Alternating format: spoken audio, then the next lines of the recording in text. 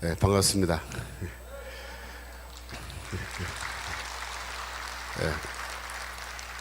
저는 이 다산에 살고 있어요. 그래서 의정부하고 이렇게 많이 멀지 않은데 의정부에 이렇게 좋은 교회가 있는 줄을 몰랐습니다. 오늘 이렇게 와서 보니까 화면으로 보는 것보다 훨씬 더 아름다운 교회고, 또 이 교회 목사님과 여러 성도님들이 너무나 부러운 생각이 많이 듭니다. 앞으로도 계속해서 우리와 함께 힘을 합쳐서 우리 복음으로 하나가 될 수 있기를 간절히 소원합니다. 저는 지금 장로회 신학대학교에서 바울신학 가르치는, 신학성경 가르치는 교수로 있는 김초롱입니다.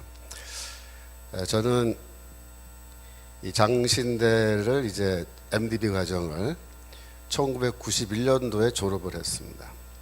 대학은 저는 서울대 사회학과 출신이고 81년도에 입학해서 소위 81학번, 그러니까 586 세대에 저도 속한 그런 사람입니다. 저는 학교 다닐 때 이런 좌파 사상에 깊이 빠져서 이렇게 공부를 했었고, 신학교 와서는 이제 좀 거리를 두고 있었습니다만은, 제가 완전히 이 좌파 사상에서 벗어난 거는 미국에 유학 가서예요. 저는 1991년도에 이제 신학교 졸업하고 미국으로 가서 이제 공부를 시작했는데, 제가 미국에서 총 공부한 시간은 16년입니다. 그래서 제가 그 사이에 석사학위 2개 하고 박사학위 하고, 또 제가 LA에서 담임 목회도 한 3년 반 하고, 또 플러신학교에서 공부했는데 학교에서 직원으로, 풀타임 직원으로도 제가 좀 일을 하고, 그래서 세월이 많이 보냈습니다. 제가 공부를 마치고 이제 2007년도에 장신대 교수로 부임하게 돼서 귀국했는데, 이 16년 만에 고국에 돌아왔는데 제가 어떤 느낌이 드냐면은 외국에 온 듯한 느낌이 드는 거예요. 왜냐하면 91년도에 떠날 때 한국하고 2007년도에 제가 돌아왔을 때 한국은 전혀 다른 나라인 것 같더라고요. 무슨 말이냐면은, 저희 집사람이 하루는 저녁에 저한테 와서 뭐라 했냐면은, 여보, 우리나라가 좀 이상해, 그런 거예요. 우리나라가 왜 이러지? 막 이래요. 왜 그랬더니, 아니, 사람들하고 만나서 이렇게 얘기를 해보면 그게 뭐 동네 사람이고 교수 부인이고 아니면 학교 학부형이건, 사람들하고 얘기하다가 이제 사회 문제나 정치 문제 이런 게 좀 얘기가 나오면은 너무 생각이 달라서 대화가 안 될 정도다, 그런 말을 하는 거예요. 하나같이 정부에 대해서 비판적이고 부정적인데 이야기를 가만히 들어보면은 왼쪽으로 많이들 가 있다는 거예요. 그러면서 걱정이 뭐냐면, 이 나라에서 과연 우리 애들 키워도 되겠냐 이런 얘기를 하는 겁니다. 저도 사실 말은 안 했지만 그 사이에 그런 느낌을 좀 많이 받았거든요. 이 TV를 틀고 이제 뉴스를 들으면은 좀 이상해요, 뉴스가 다. 그러니까 마음속이 좀 답답하고, 왜 이런 식으로 얘기하지? 사람들이 왜 이런 식으로 사고하지? 그렇게 걱정이 되는데, 문제는 뭐 그렇다고 해서 제가 직장을 그만두고 다시 미국으로 갈 수도 없는 형편이니까 세월이 지나면서 좀 걱정을 계속 했는데, 2012년도에 그 대통령 선거 있었죠. 그때 박근혜 대통령이 당선됐는데, 저는 그때 개표하는 거를 정말 조마조마하게 봤어요. 야, 이 나라가 앞으로 어떻게 되겠냐, 이거 큰일 났다 걱정하는 상황이었기 때문에, 야, 이거 박근혜 대통령 아슬아슬하게 된 거 보고 만세 불렀습니다, 제가 그날. 그런데 여전히 그러고 나서도 사회를 보면은 문제가 심각한 거예요. 근데 제가 정말로 우리나라가 위기구나 하는 걸 깨닫게 된 거는 이제 2003년도에 그런 생각을 갖게 됐는데, 2003년도에 어떤 사건이 있었냐면, 하루는 이렇게 텔레비를 이제 저녁에 와서 틀고 뉴스를 듣는데, 뉴스에 이석기라고 알죠? 통진당 국회의원 이석기라는 사람이 중심이 돼서 저기 합정동에 있는 천주교 어떤 성당에서 RO 모임이라는 게 있었는데, RO가 뭐냐면 Revolutionary Organization 약자예요. 혁명가 조직의 약자입니다. 혁명가 조직. 혁명가 조직에 이제 모임이 있었다는 거예요. 근데 거기에 대해서 검찰이 수사를 해가지고 이제 수사 결과를 뉴스에서 발표를 하는 겁니다. 그래서 가만히 얘기를 들어봤더니 무슨 말이냐 하면, 자칭 혁명가라고 하는 사람이 130명이 그날 같은 자리에 모여서 토론회를 하고 회의를 했다는 겁니다. 그러니까 토론과 회의의 주제가 뭐냐면은 남조선 해방의 혁명적 상황이 발생했을 때, 이렇게 해요. 남조선에서 혁명적 상황이 발생했을 때 우리 RO 조직원들, 우리 혁명가들은 어떻게 행동해야 되느냐라는 주제를 놓고 이분들이 토론을 했는데, 이분들이 다 얼굴을 다 맞대고, 이런 식으로 공개적으로 얼굴과 얼굴을 맞대고, 그 다음에 더 중요한 건 뭐냐면 실명으로 자기의 이름을 다 까발리고 이렇게 회의를 했다라는 겁니다. 저는 과거에 제가 학생운동이나 뭐 좌파운동 제가 이렇게 할 때 어떤 훈련을 받았냐면은, 사람과 조직 활동을 할 때 사람과 사람을 만날 때 절대로 실명을 사용하지 않습니다. 다 가명을 쓰게 돼 있어요. 저도 그 당시에 쓰던 가명이 있어요. 그래서 자기 소개할 때 다 가명을 씁니다.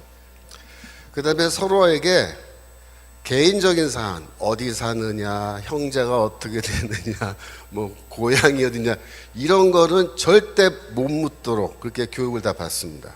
왜냐하면 상대방을, 우리 같은 조직원인데 구체적으로 알면 나중에 제가 검거되거나 그 사람이 검거됐을 때 나에 대한 정보를 알고 있으면 나도 위험하기 때문에 서로 보안 유지라 그래요. 보안을 지키기 위해서 실명도 안 쓰고 가명 쓰고 서로 모여서 얘기할 때 소위 말해서 사업 얘기, 혁명에 대한 이 얘기만 하지 사업 얘기 외에 다른 얘기는 절대 안 합니다. 만약에 개인적으로 뭐 고향 어디냐 그렇게 물으면요, 곧바로 너 왜 그거 왜 묻냐, 바로 이제 고발 들어가면 자비판 해야 돼. 자비판. 그리고 2명, 3명까지는 괜찮아요. 내가 1대1로 만나거나 2대1로 만난 것까지는 괜찮은데 4명, 5명, 6명으로 모임이 커지면 위험하다고 얘기합니다. 그래서 절대로 여러 명이 모이지 않습니다. 철저하게 1대1, 그게 점조직이라는 거예요. 그래서 서로 만날 때도 위쪽에서 소개해서 만나지 아는 사람끼리 안 만나요. 그렇게 훈련을 받습니다. 심지어 도로를 걸어갈 때 버스가 이쪽에서 오잖아요. 그럼 내가 버스가 오는 쪽을 바라보고 걸어가도 안 된다라고 훈련을 받습니다. 왜냐하면 거기에 만약에 뭐 경찰이라든가 이런 사람이 타고 있는데 만약에 내 얼굴을 이렇게 알아가지고 내가 수배가 됐을 때 내 얼굴이 바로 보인다. 그러니까 길을 다닐 때는 항상 버스가 진행하는, 차가 진행하는 방향으로 그렇게 길을 걸어 다니도록 그렇게 훈련을 받은 거예요. 이런 식의 활동을 하는 게 누구냐? 이게 혁명가라고 하는 사람들이 다 이런 훈련을 받는 겁니다. 근데 제가 이제 그날 뉴스를 보는데 이 혁명가들이 130명이라는 인간들이 한 자리에 모였는데 실명으로 해요. 실명. 가명도 아니고. 이렇게 모이는 거는요, 이거는 소위 말해서 해당 행위라 그래요. 해당. 당을 위태롭게 하는 행위로 해서 곧바로 이거는 막 큰일 나는 사안인데요. 이석기와 그 혁명가 조직이라는 사람들은 그날 그렇게 모였다는 거죠. 제가 그걸 보고 충격을 받았습니다. 왜 충격을 받았냐면 이 혁명적 시기라는 거에 대해서 항상 그 시기 정세 판단이라는 걸 해요. 그래서 아예 정세 판단하는 팀이 있습니다. 그 사람들은 지금이 어떤 시기인지 전문적으로 연구하고 판단을 해요.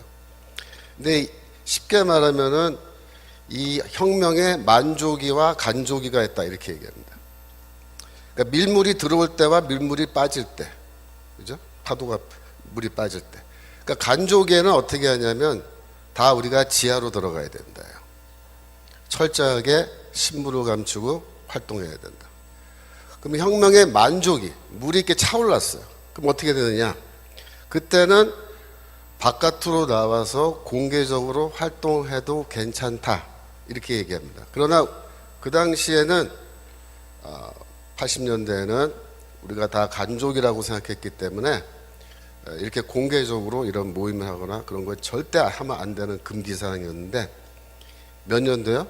2013년도입니다. 2013년도에는 이 혁명가 조직들이 어떻게 판단했냐면 지금은 만족이라고 판단합니다. 만족, 혁명의 만족. 이제 때가 무르익었다 이거예요. 드디어 이제 추수할 때가 왔다 이거예요. 그래서 이제는 실명을 다 내놓고 여기 명찰 다 붙이고 쉽게 말하면 얼굴과 얼굴 그동안 점조직으로 얼굴도 못 보던 사람들 네가 거기 있었어? 네가 너였어? 그러면서 네? 이렇게 서로 인사도 할 수 있을 정도로 그렇게 130명이 모여서 그날 어떤 얘기를 했냐면 이 혁명적 상황이 발생했을 때 즉 이제 북한이 우리나라를 쳐들어온다거나 여기서 무장 폭동이 일어난다거나 이렇게 할 때에 각각의 개인은 어떻게 활동을 어떤 일을 해야 될지를 그날 결정하고 구체적인 계획을 지시받는 겁니다. 그래서 그날 오고 갔던 이야기들 중에 보면은 압력밥솥을 사용해서 폭탄을 제조하는 방법에 대해서 얘기를 하고 사제 권총을 만들어서 권총 어떻게 만들어서 쓸 거니 그걸 서로 논의하고 그래서 혁명적 상황에서 우리 사회의 기관시설 중 어떠한 시설을 우리가 공격해서 그걸 파괴할 것인지 전신, 전화, 철도, 교통, 그죠? 그 다음에 에너지 창고, 기름 들어있는 거, 유리 보관소, 이런 거, 발전소, 이걸 어떻게 공격할 것인지 임무 분담을 다 한 겁니다. 이석기가 그 자리에서 회의를 주관하면서 이제 때가 됐으니까 동지들 준비하시오. 이렇게 한 겁니다. 근데 그날 다행히 어떤 한 명의 사람이 거기 들어가서 모든 회의 내용을 녹음했습니다. 그래가지고 그걸 이제 검찰에 넘어가서 그게 증거 자료가 돼가지고 이 사람들이 예, 박수 다 이제 수사를 받고 그래서 결국 어떻게 됐습니까? 2014년도에 이 통진당 자체가 해산되게 된 거죠. 근데 그때까지 2012년도에 국회의원 선거에서 통진당 국회의원들이 국회에 들어가고 국회의원 빠지 달고 그 아로 조직 회의하고 그죠? 이렇게 하면서 이 사람들이 국가의 그 세금 그죠? 그걸로 세비 다 받으면서 뭐예요? 반역행위 한 겁니다. 반역행위. 제가 그걸 보면서 13년이면 딱 지금부터 그 10년 전이죠. 딱 10년 전 이야기인데 그날 저는 이렇게 응접실에 앉아서 TV 뉴스 보면서 제가 사과를 먹고 있었는데 먹다가 사과를 떨어뜨렸어요. 너무 놀래가지고. 야, 큰일 났다, 큰일 났다. 얘네들이 지금 정세 판단을 했는데 이제는 때가 무르익어서 이제 봉기를 해야 될 때가 됐다고 스스로 판단할 정도면 이게 심각한 거다. 근데 제가 이제 퀘스천이 뭐냐면 그 사람들의 정세 판단이 정확했느냐 아니면 부정확했느냐 그 질문입니다. 어땠을 것 같습니까? 저는 그 사람들의 정세 판단이 매우 정확했다고 봅니다. 그래서 저는 그 순간에 소름이 확 끼치면서 큰일 났다, 큰일 났다. 야, 이제 우리 잘못하면 죽겠구나. 제가 그때부터 위기의식을 가지고 제가 그때부터 조금씩 이제 사회 문제를 더 깊이 있게 보고 그러다 보니까 제가 오늘날 이렇게 마이크 들고 이 자리에 서게 된 거예요.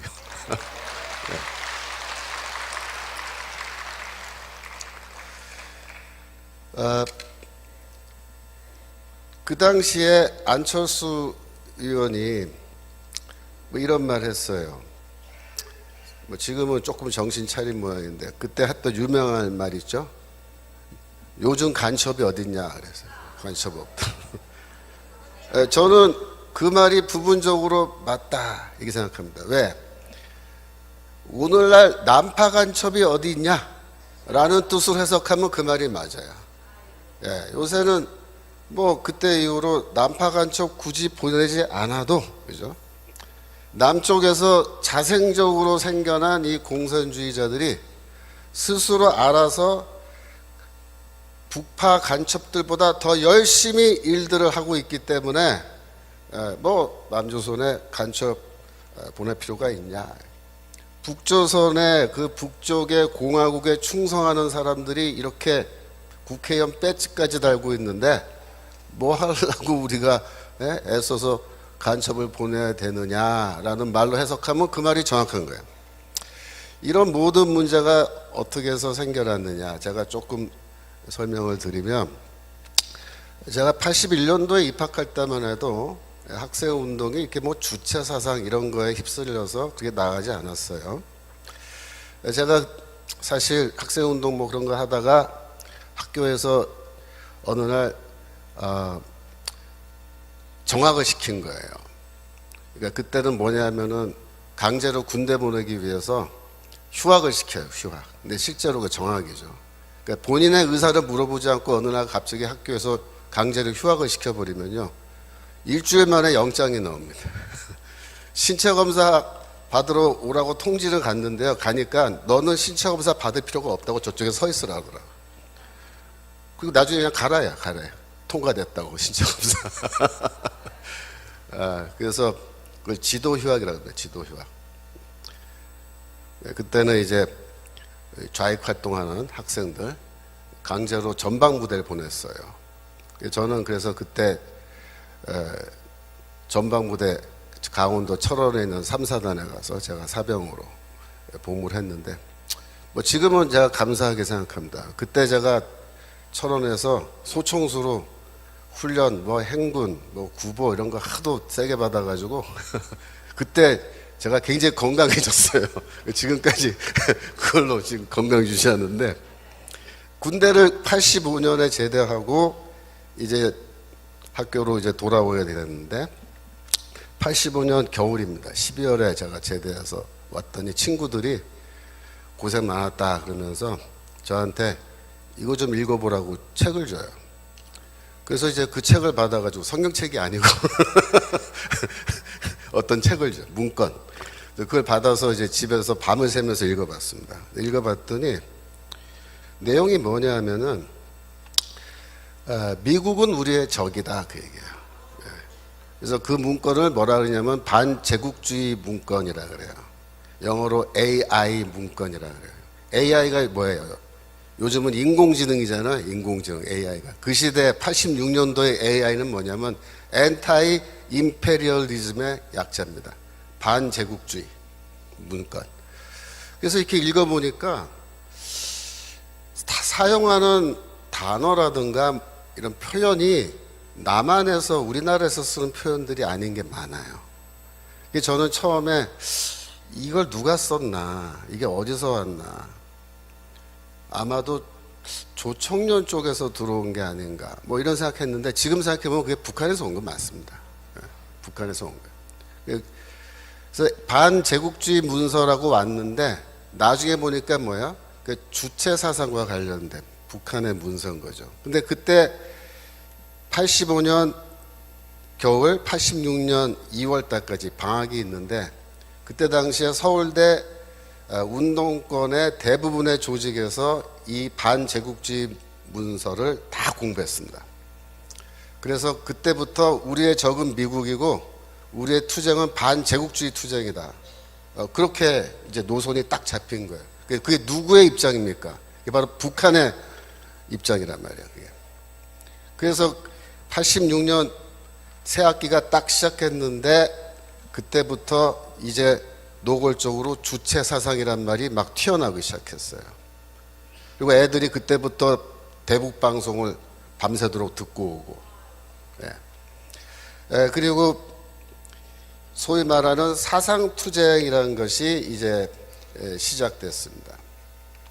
이 사상투쟁이 뭐냐면은 남조선 혁명을 어떻게 성공시킬 거냐, 그 전략과 전술에 대해서 토론하는 겁니다, 학생들이. 근데 기존의 운동권의 이 혁명 전술은 뭐냐면은 전국적으로 동시다발적으로 무장 폭동을 일으켜서 무장 투쟁을 한다는 거였어요. 그게 기본적인 전술이었습니다. 85년도까지. 근데 86년도가 딱 되니까 주사파들이 등장한 겁니다. 걔네들이 뭐라고 얘기하냐면 그거는 비현실적인 혁명 전술이다, 이렇게 얘기하는 거예요.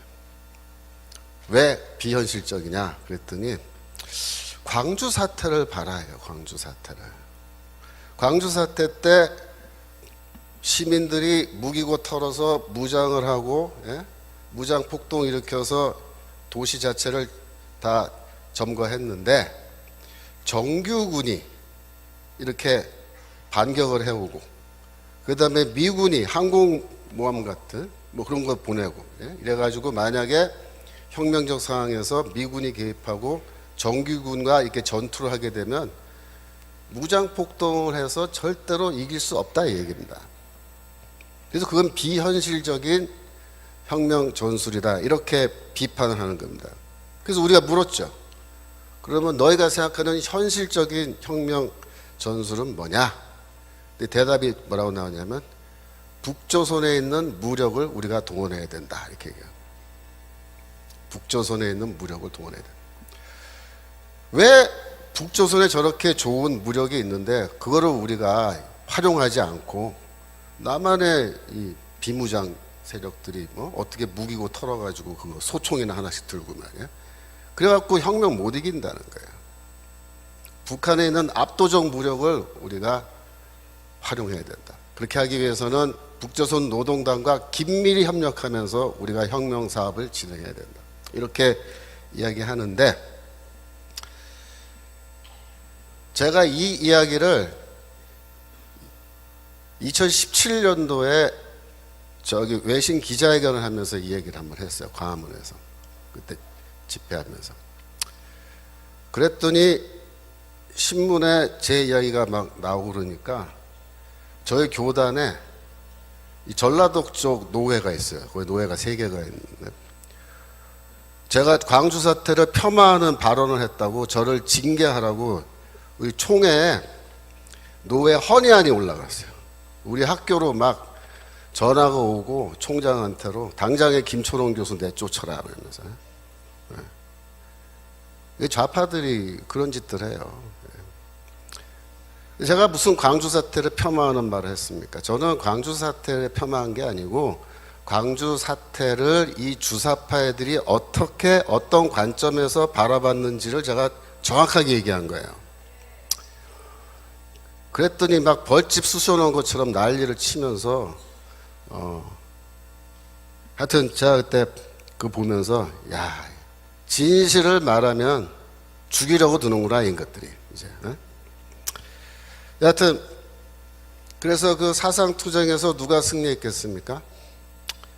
주사파가 승리한 겁니다.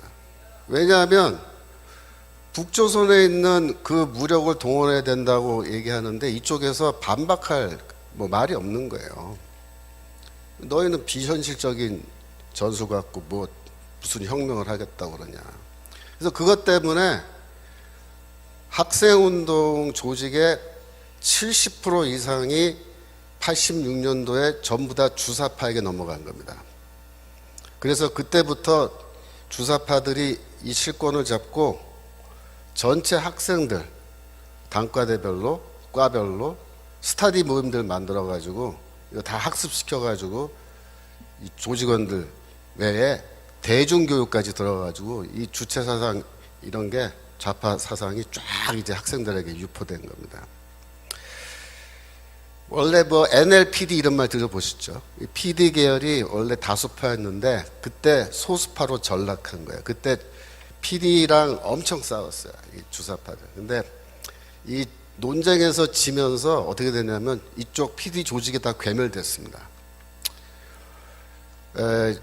이 주사파들이 얼마나 악랄한 놈들이냐면은 뭐 NLPD 다 사실 똑같은 놈들이잖아. 그 당시에 그 놈이 그 놈인데 이놈들 다 공산주의자들인데 이 주사파들은 논쟁을 해서 조직을 장악하면은 괜찮은데 만약에 장악을 못 하잖아요. 그럼 어떻게 하냐면은 PD 쪽 조직 이름과 주소와 전화번호를 다 파악해가지고 그걸 경찰에다 넘겨버려요.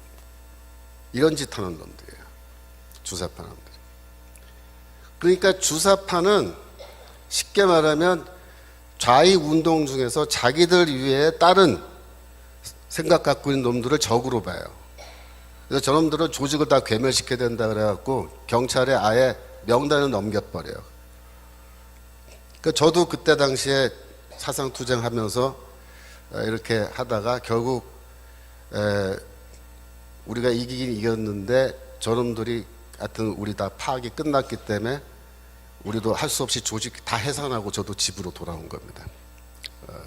자, 그때 아주 이 주사파들에 대한 환멸, 인간이 아니다 이것들은 그런 생각을 하게 됐죠. 그래서 87년도에 6년도에 주사파가 쫙 이 학생운동권 다 장악했고 87년도에 이제 민주화 운동이라 그래가지고 대통령 직선제 했잖아요. 근데 그때 이제 그게 주사파의 승리죠. 왜 그래요? 주사파가 민주화 세력 혹은 민주화 운동의 주역, 한국의 민주주의를 가져온 공헌, 장모님들로 그렇게 이제 가면을 쓰게 된 거예요. 이놈들이 아주 못된 종북 세력인데 타이틀은 뭐예요? 민주화 세력이에요. 민주화 세력. 그래가지고 이제 뭐 자기들이 공산주의 운동을 민주화 운동으로 둔갑을 시키는 거죠. 88년도가 되면 어떤 일이 벌어지냐면은 전국의 노동운동, 사회문화운동, 뭐 기독교 운동도 마찬가지, 좌파 기독교 운동, 몽땅 다 주사파가 접수합니다. 다 쳐들어가서 이 학번은 86, 85, 86, 87학번들이에요, 얘네들이. 근데 쳐들어가서 선배들 다 쫓아내는 겁니다. 사상투쟁하면서. 다 나가라, 이거 나가라. 몰아내고. 그래갖고 제 나이 또래의 주사파가 아닌 친구들은 그때 노동 현장에 들어갔다가 다 쫓겨나서 나오고 사회 운동단체 이런 데 들어갔다가 쫓겨나오고 갈 데가 없잖아요. 얘네들이 다 어디로 갔냐면 언론기관으로 갔습니다. 네. 신문사, 방송국으로 다 가가지고 지금 그렇게 된 거예요. 그때 당시에 주사파의 대부라는 사람이 김영환이라는 사람인데 이 사람이 이제 1991년도에 북한으로 잠수정을 타고 가서 김일성이를 만나고 옵니다. 이게 주사파의 지도자예요. 근데 이 사람이 아주 특이한 사람입니다.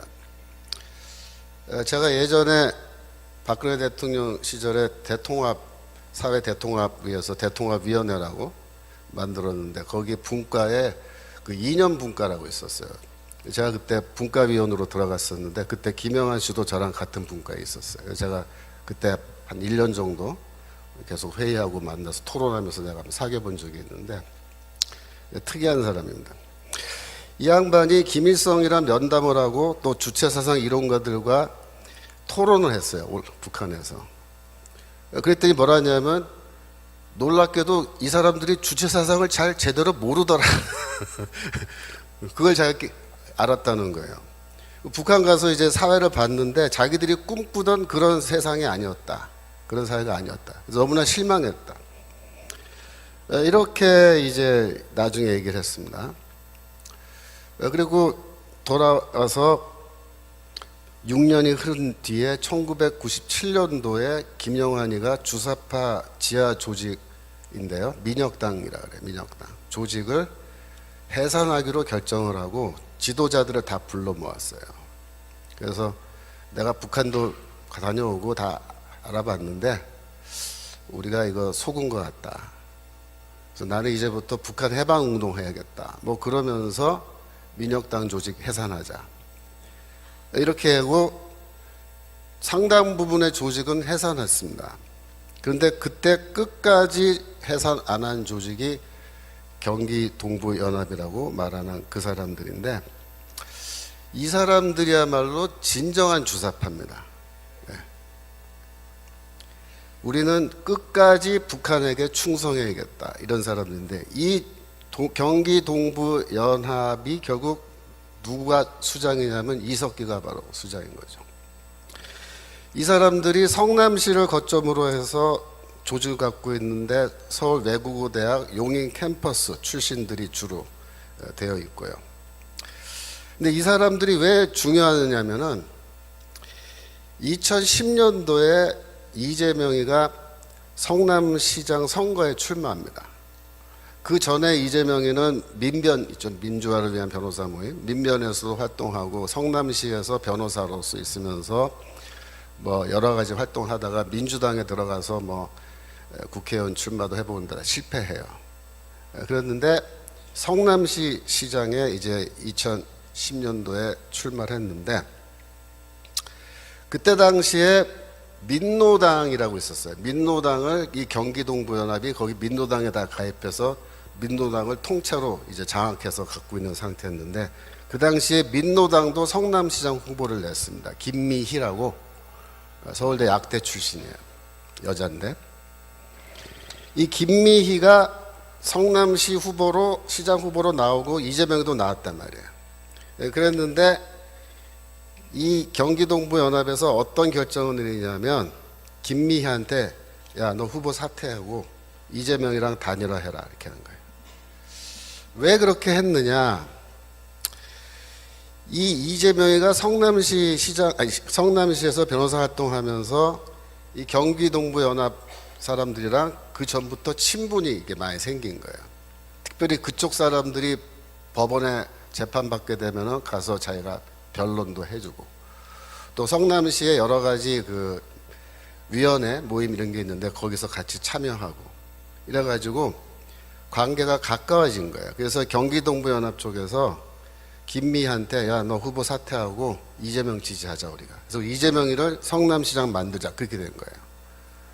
그래서 그 전번에는 떨어졌는데 이번엔 당선한 거예요. 2010년입니다. 그때 당시에 이재명의 성남시 시장 그 인수위원회 명단이 있어요. 지금도 인터넷 보면 다 나오는데 그 인수위원회의 대부분이 상당 부분이 경기동부 연합 사람들로 되어 있다. 이렇게 기사가 나와 있습니다. 그리고 시장으로 취임한 이후에 어떻게 되냐면은 경기동부 연합 사람들이 성남시에서 진행하는 대부분의 이권 사업을 독식했다 이렇게 되어 있습니다. 무슨 말이냐면 성남시에서 이번에 여기 도로에 보도블록을 새로 깔아야 된다. 그런 거 많잖아요. 도로공사 보도블록 갈아 끼우는 거. 뭐 별로 깨지지도 않았는데 다 갈아 끼잖아요. 시 예산으로. 이제 그런 걸 하게 되면은 어떻게 되냐면은 이 경기동부연합 사람 중에 하나가 이 도로공사 블록 갈아 끼는 회사를 하나 빨리 차리는 거예요. 아. 그러면은 이미 그 시회 성남시 공무원 그 조직에 이미 이 사람들이 다 들어가 있는데 자기 편인 사람이 이제 그거 하겠다고 신청하면은 거기에 수주를 주는 거예요. 그러니까 이 사람들이 원래부터 도로공사 이런 거 하던 사람들이 아닌데 그러니까 성남시에서 뭐 할 거라는 거 정보를 다 주면은 미리미리 이번에 전기래 그러면 전기회사 차리고 예? 이번에 하천이래 그러면 하천 정비 이런 거 해가지고 회사 차리고 사람들 그 고용해가지고 일 시키고 돈은 지네들이 다 가져가는 거예요. 이런 식으로 해서 이권 사업에 다 개입해가지고 돈을 벌어가요, 얘네들이. 근데 재미있는 게 아로 조직 발표했을 때 검찰이 아로 조직에 대해서 공개해서 그 발표할 때 제가 기사를 유심히 읽어봤어요. 그때 놀란 게 뭐냐면 아로 조직이 이석기가 그때부터 이권, 그러니까 이 수익을 낼 수 있는 사업들을 많이 갖고 있는 거예요. 그러니까 얘네들이 똑똑한 거예요. 이 혁명사업 하려면 자금이 필요하고 생활비도 필요한데 이거를 벌어가면서 자금을 모아가면서 일을 하겠다 이런 생각을 처음부터 갖고 있던 애들인데 얘네들이 이재명이를 딱 보고 아 이재명이를 성남시장 만들면 우리가 어떻게 해서 돈을 벌 수 있겠구나 이게 딱 결론이 벌써 나온 거예요. 그래서 거기 다 들어가서 밀어주고 시장 만들어주고 서로 이제 뭐야 공생관계잖아요. 그러니까 이재명이는 어떻게 밀어주죠. 이 사람들은 한편으로는 돈을 막 버는데 이게 한두 푼이 아닙니다. 그래서 그 맛을 본 거예요. 맛을 봤는데 물론 2012년에 이제 19대 국회 때 통진당이 국회의원으로 쫙 들어가고 그랬는데 14년도에 통진당 해산됐잖아요. 근데 우리는 그걸로 해서 아예 통진당은 사라졌겠지 이렇게 생각했잖아요. 천만의 말씀입니다. 이 경기 동부연합과 이재명 사이의 그 연대는요 더 견고해진 거예요. 그때부터 2018년도에 이재명이가 경기도 도지사에 출마해서 도지사에 당선됩니다. 그때 1등 공신이 누구 것 같아요? 경기동부연합이에요. 경기동부. 그래서 이재명이가 이번에 경기도 도지사를 하니까 여러분 생각을 해보세요. 성남시에서 해먹었던 게 경험과 노하우가 이제 축적됐잖아요. 근데 이게 경기도가 사이즈가 얼마나 큽니까? 성남시 사이즈랑 경기도 사이즈는 이거는 비교가 안 되잖아요. 그러니까 얘네들이 이번에는 경기도에서 해먹기 시작한 거예요. 많이 해먹었을 겁니다.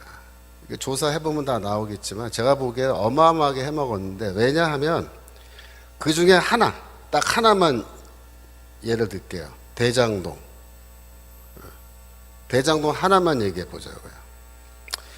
대장동 사건이란 거는요, 뭐 굉장히 복잡하게 되어 있는 것 같지만 본질은 간단해요. 그 대장동 택지 개발하고 아파트 짓고 그거 개발해서 생기는 수익을 어마어마한 수익을 누가 먹었느냐 그게 이제 대장동 사건의 핵심이에요. 그런데 첫 번째 그 개발할 때 그 돈을 빌려준 투자 은행들 있죠. 은행들은 많이 못 가져갔어요. 뭐 정상적인 그런 정도의 수익만 벌고 갔습니다. 성남시는 처음부터 우리는 그 수익 안 갖겠다 이렇게 선언한 거예요. 그게 대장동 사건. 그럼 누가 가져갔느냐? 개인 투자자들이 가져간 겁니다. 그래서 여러분 뭐 화천대유 이런 말 들어보셨어요? 뭐 천화동인 3호 이런 거 들어보셨어요? 4호, 5호 뭐 이런 말? 이게 다 개인 투자자들 모임 만든 건데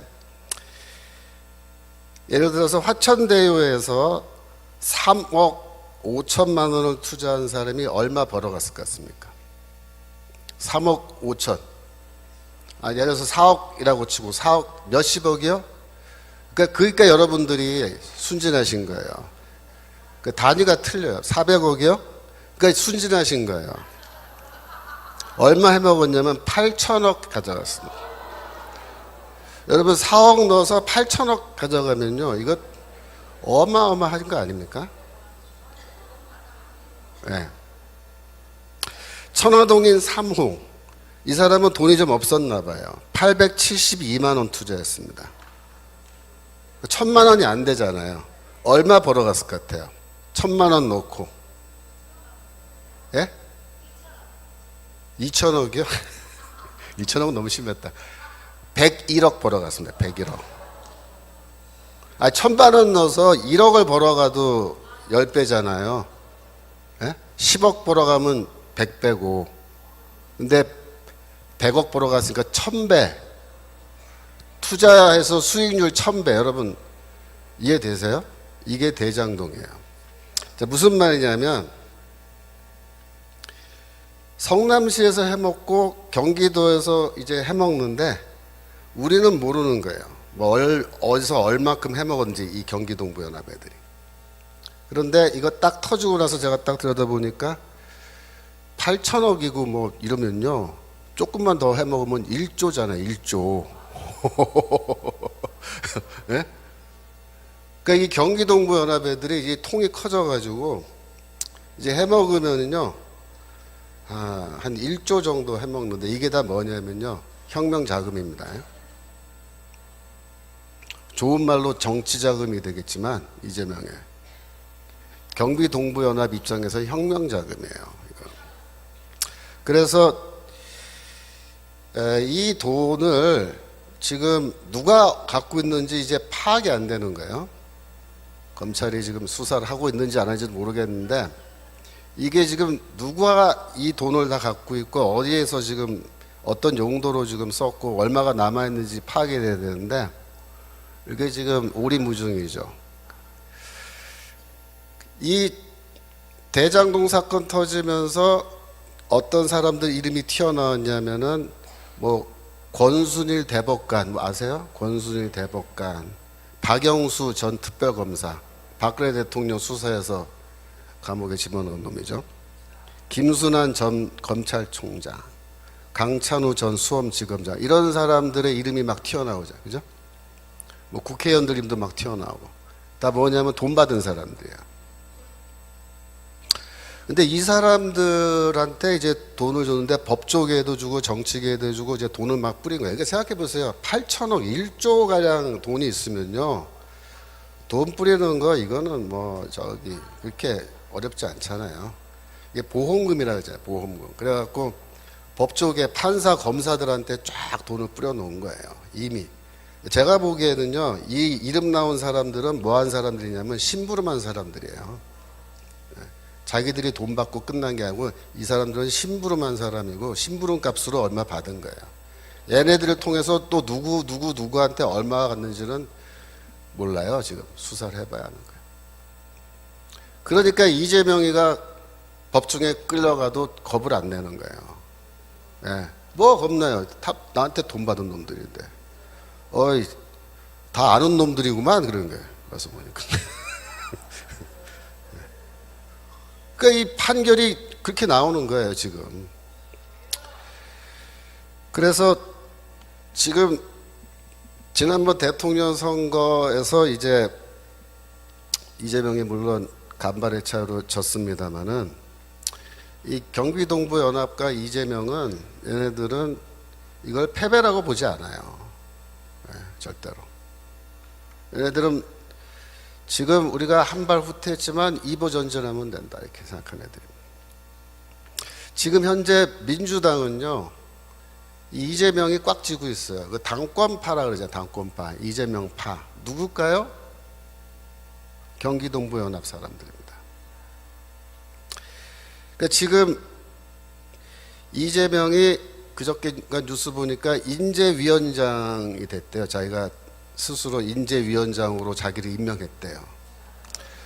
그래서 민주당에 왜 인재위원장이 생겼냐면 내년도 국회의원 공천 때문에 이게 생긴 겁니다. 왜? 새로운 인재를 국회의원으로 공천 줘서 이제 당선시켜야 된다 이거죠. 그러니까 이재명이가 내가 인재위원장 하겠다라고 할 때 그 뜻은 뭐예요? 공천은 내가 하겠다예요. 그러니까 지금 이재명이한테 반기 들고 있는 그 비주류, 민주당 비주류도 너희는 뭐 알아서 해라 이거야. 너희는 절대 공천 안 줘. 내가 아예 선언한 겁니다. 그러면 이재명이는 누구를 공천할까요? 네. 그동안 자기를 성남시장 만들어주고 경기도 도지사 만들어주고 앞으로 나를 대통령 만들어줄 사람들 누굽니까? 진짜 주사파, 진짜 찐, 진짜 주사파인 이 경기동부연합 계열의 사람들을 분명히 공천할 겁니다. 근데 문제는 뭐냐면 이 사람들이 예전부터 이 지하 조직으로 이렇게 다 엮여 있는 사람들이기 때문에 이제 공천을 누구 주는데 누가 누구인지 잘 몰라요, 우리가. 그래서 우리가 잘 모르는 어떤 사람이 이제 어느 지역에 공천 받아서 나왔다 이거예요. 그러면은 그거를 생각할 때 어떻게 생각합니까? 아, 뭐 좋은 사람이겠지. 그렇게 생각하면은 안 된다. 결국 그동안 얽혀있던 자기를 지금까지 지원해준 이 사람들을 이제 금배지 따라주는 거예요. 그러면 주사파 중에서 지금까지 전향하지 않고 우리는 끝까지 북한에 충성을 다 해야겠다라고 끝까지 조직을 유지해온 이 사람들이 결국은 뭡니까? 민주당을 장악하는 겁니다. 그게 뭐냐면 내년도 총선이에요. 내년도 총선 때 민주당은 완전히 물갈이 될 겁니다. 지금은 뭐 이렇게 섞여 있지만 그때는 칼라가 단일하게 될 거예요. 겉으로 보기에는 이재명파가 이제 당권파로 다 통일됐다라고 그렇게 말하지만 그 속내는 뭐예요? 진짜 주사파입니다, 얘네들이. 이건 뭐냐? 이석기의 부활입니다. 이석기의 부활. 이석기가 2014년도에 통진당 해산되고 감옥 갔잖아요. 몇 년 전에 석방됐죠. 나와서 지금 조용하죠. 아무것도 안 하고 놀고 있을까요? 아닙니다.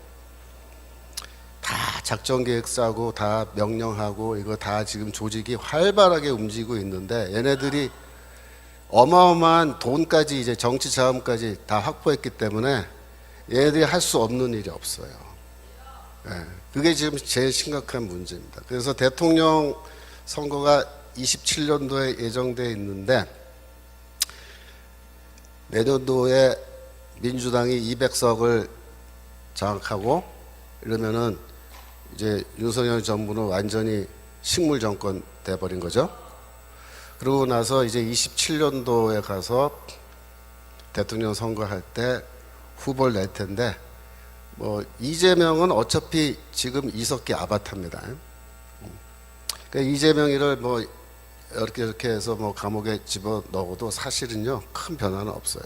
왜냐하면은 이재명이 구속돼서 들어가면 또 다른 이석기의 아바타가 이제 등장하는 거예요. 그래서 얘네들이 이제 대통령 선거해서 만약에 그쪽 후보가 대통령으로 당선되면 제가 보기에는 그 순간 대한민국은 끝입니다. 그걸로 끝난 거예요. 생각해 보세요. 이석기가 대통령 된다고 생각해 보세요. 그럼 끝난 거예요. 그래서 내년도 국회의원 선거가 중요하다 그렇게 말씀드린 겁니다. 정광 목사님께서 그냥 목 놓아서 부르짖는 거. 내년도 우리가 꼭 200석 해야 된다. 왜 200석을 해야 되죠? 이러한 어마어마한 지금 무서운 일들이 우리 눈에 보이지 않지만 이게 진행되고 있단 말이에요. 그래서 내년도에 200석을 못하면 어떻게 되느냐? 윤석열 정부가 하고 싶은 거 아무것도 못해요. 그러니까 200석을 우리가 넘게 해줘서 어떻게든 저놈들을 밟아놔야 윤석열 대통령이 그나마 지금 하고 싶은 걸 막 한단 말이에요. 그러면 그만큼 우리 대한민국의 미래가 조금 더 안정적으로 간 거예요. 정광 목사님께서 지난번 대통령 선거를 평가하면서 하나님이 우리를 사랑해 주시고 우리가 눈물 흘리면서 기도하고 과문에 나가서 그 추운 겨울에 그 고생하면서 집회하고 이래가지고 하나님이 우리 대한민국의 생명을 5년 더 연장해 주셨다 이렇게 얘기하죠. 그게 정확한 얘기입니다. 5년 연장된 겁니다.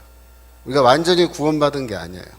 그래서 5년 시간도 주셨는데 이 5년 동안에 우리가 어떻게 하느냐에 따라서 대한민국의 미래가 이제 향방이 결정되는데 우리가 지금 굉장히 중요한 시점입니다. 내년도 4월까지 몇 달 남았습니까? 반년도 안 남았죠.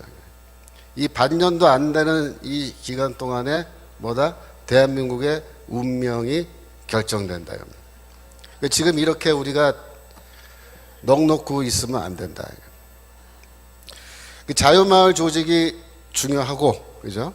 계속해서 우리가 이 사람들을 모으고 조직하고, 그래서 결국 내년에는 표싸움으로 가야 되는데 어떻게 우리가 전략을 짜고 할 건지는 이제 전 목사님이 다 알아서 전략을 짜시겠지만, 우리는 하여튼 지휘하는 방침에 따라서 그쪽으로 표가 많이 나오게끔 지금 이 얘기를 준비를 해야 된다 이겁니다.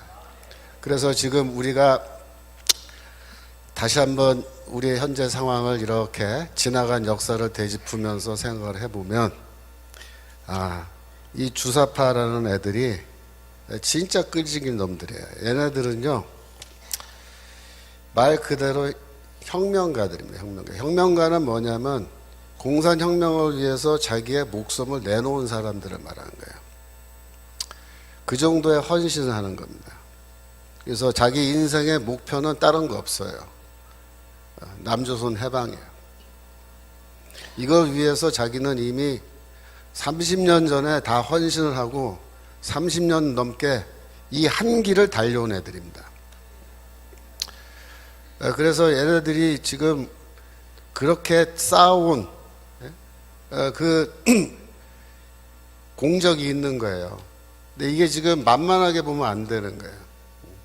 지금 어디까지 왔냐면 우리 목 앞에 여기까지 칼이 들어와 있는 거예요, 지금.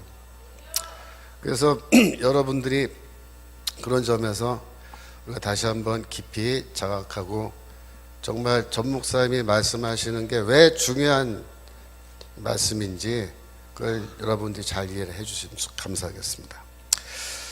제가 시간이 조금 더 쓸 수 있나요? 아직 조금만, 한 10분만 더 할까요? 그래서 이 얘네들이 이러한 겉으로는, 속으로는 남조선 해방이고 혁명이고 공산혁명이고 이건데, 겉으로는 이제 어떻게 포장하냐면은 우리는 모든 사람들이 잘 살 수 있는 그런 국가를 만드는 게 목표다, 이렇게 얘기하는 거예요. 쉽게 말하면 이런 거예요. 여러분, 사실 지금 제가 개인적으로 걱정하는 건 뭐냐면, 전 세계적으로 경제 위기잖아요, 지금. 우리나라도 아직 뭐 뻥 터지진 않았지만 지금 경제적으로 굉장히 위기 상황으로 가고 있고, 24년이 제일 위험한 한 해가 될 거다, 이렇게도 추측을 하고, 만약에 경제 위기가 터지면요, 어떤 일이 벌어지냐면 경제적으로 어려운 상황에서는 좌파들이 훨씬 선거에서 유리합니다. 그게 문제예요. 내년도 국회의원 선거 때까지 안 터지면 다행인데, 터지면 우리가 정말 불리한 상황 돼버리는 거고, 그 다음에 2004년도 후반에 터지는 경우에 27년 대통령 선거 때까지 시간이 있는데, 그때까지 경제가 회복을 해서 우리한테 유리한 상황이 되면 좋은데, 그렇지 않고 계속 불리한 상황에서 선거하면 더 어려운 거죠. 이러한 맥락에서 제일 잘 먹히는 주장이 뭐냐면, 국가가 이 팍팍한 경제적 상황 속에서 모든 민생 문제를 우리가 다 해결해 주겠다라는 거예요. 그러니까 이 젊은 사람들일수록 지금 더 힘드니까 취직도 안 되고, 그런 말에 홀딱 넘어가요.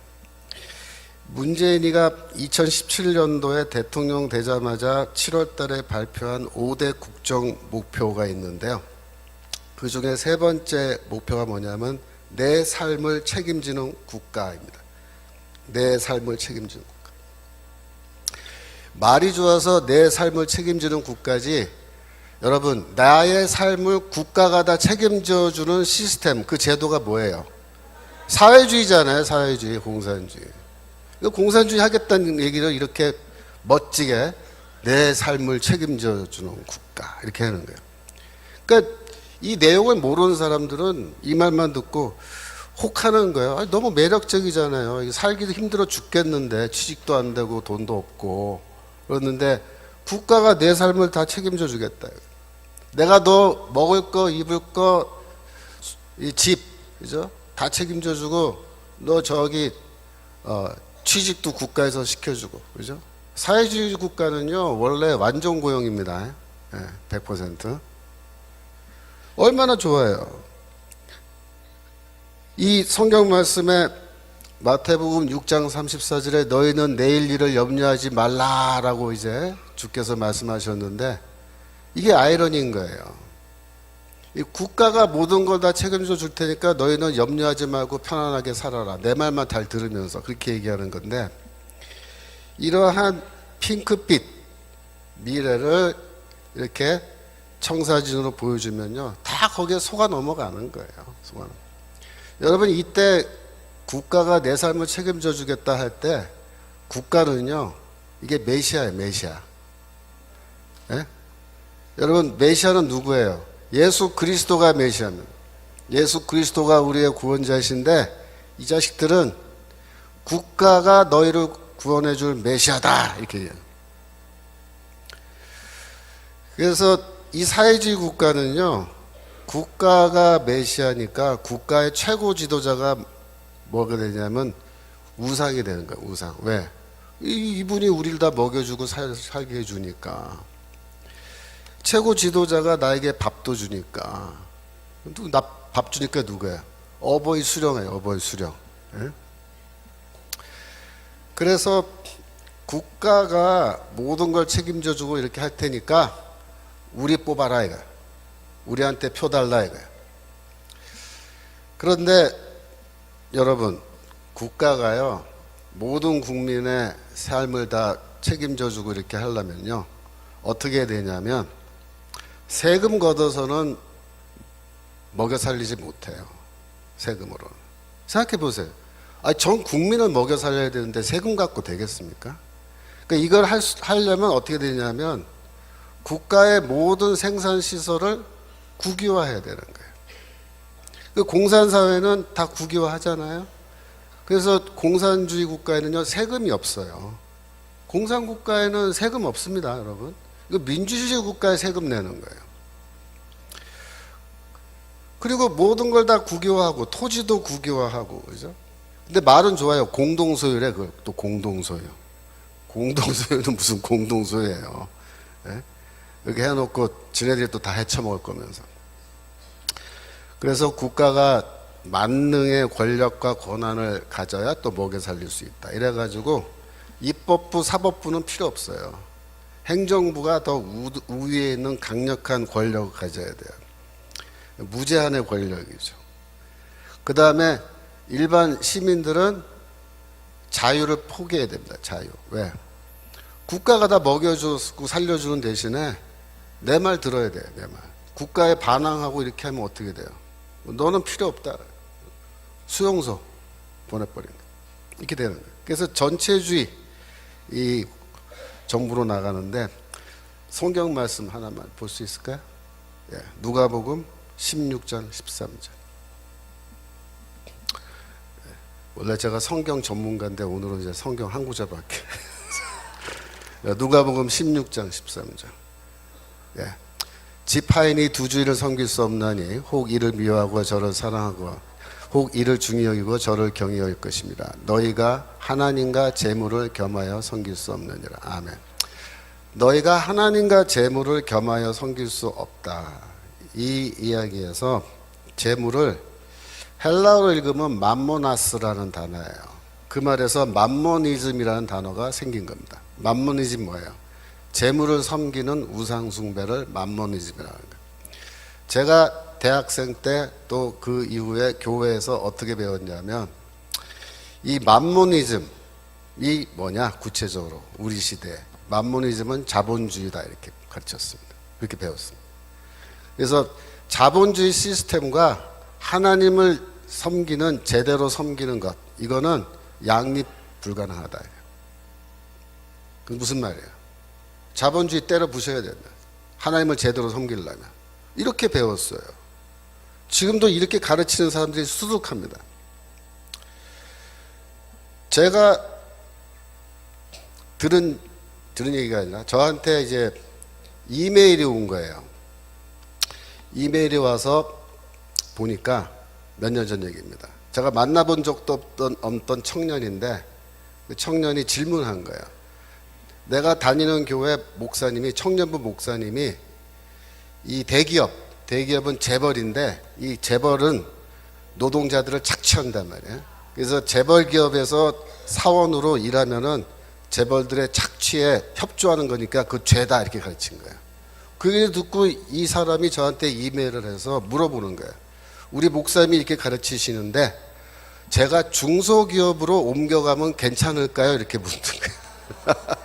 그래서 제가 뭐라 그래서, 야, 중소기업은 착취 안 하냐? 그러면 그 다음 질문이, 그럼 자영업을 하면 제가 괜찮을까요? 죄를 안 짓고?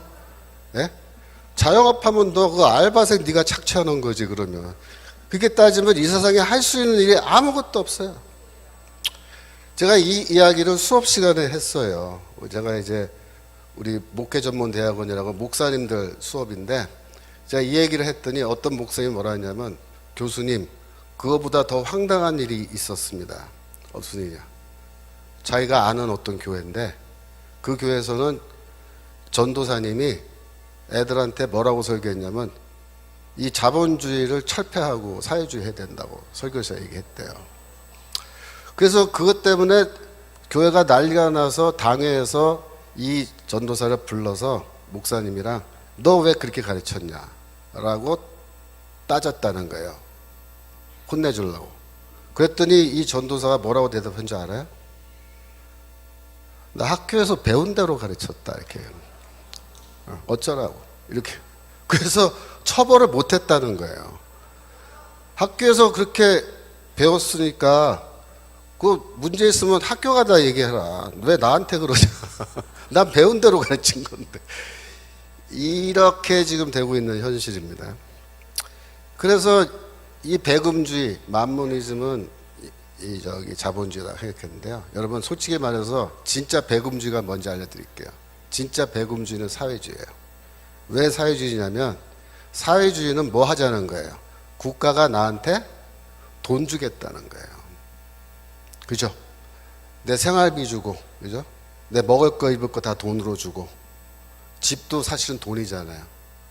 그래서 내 주머니에 꼬박꼬박 한 달에 얼마씩, 1년에 얼마씩 돈 준다는 거예요. 내가 일을 열심히 안 해도 돈 주는 거잖아요. 그 얼마나 좋아요. 그죠? 근데 자본주의는 뭐예요? 자본주의는요, 국가가 돈 줘요? 없어요. 뭐라 하냐면 국가는 이렇게 얘기하는 거예요. 국가는 너희의 삶을 책임질 의무가 우리한테 없다. 그게 자본주의야. 네 삶은 네가 알아서 살아야 된다. 취직? 네가 알아서 취직하고 너 밥 벌어먹는 거 네가 알아서 하고 네 집 네가 사야지. 왜 국가가 너한테 집을 사줘야 돼? 공짜로 제공해야 돼? 이게 자본주의입니다.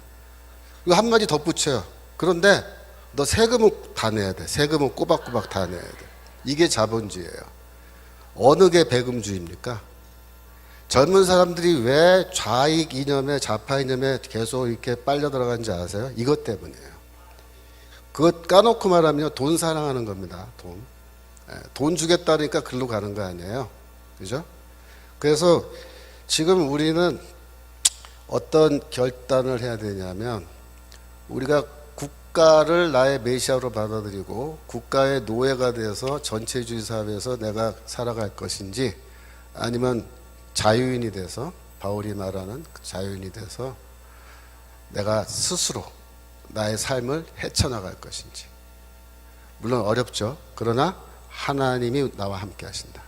하나님이 나를 도우시고 하나님이 내 삶 가운데에서 나를 도우시기 때문에 내가 충분히 내가 살아갈 수 있다 라는 그런 의식 가지고 노예가 되기를 거부하고 자유인으로서 살아가는 그 결단이에요. 그게 뭐냐? 그게 내년도 국회의원 선거고 27년도에 대통령 선거다. 그렇게 말씀드리겠습니다. 여기까지 하겠습니다.